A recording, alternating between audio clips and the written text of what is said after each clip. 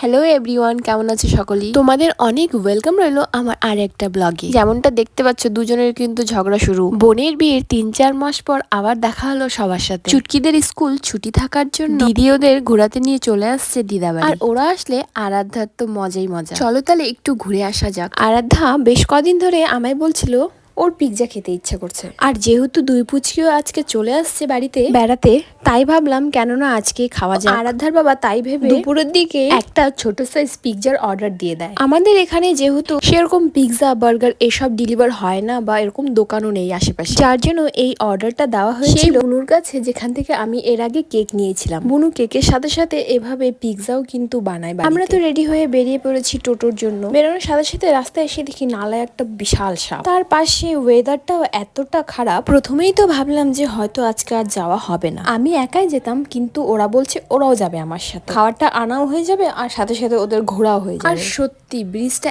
এত সুন্দর লাগছিল আজকে। হয়তো মেঘলা ওয়েদারের কারণে রাস্তাঘাট কেমন ভিজে ভিজে গেছে, তার জন্য হয়তো। আর এখানে গল্প করতে করতে আমরা ব্রিজও ক্রস করে ফেললাম। আর এখানে দেখতে পাচ্ছ আরাধ্যা কিন্তু অ্যাক্ট করছে। ও নাটক করে দেখাচ্ছে দাদু বা দিদুন কিভাবে ফোন দেখে, কোনো পেপার পড়তে গেলে কিভাবে দেখে, সেটাও দিদিকে করে দেখাচ্ছে। তো পৌঁছে গেলাম আমরা সেই বুনুর কাছে পিৎজাটা নিতে। আমরা যখন পৌঁছেছি তখন ও পিৎজাটা নামালো, গরম গরম পেয়েছি। কিন্তু চাইলে তোমরাও কিন্তু অর্ডার করতে পারো এই বুনুর কাছে।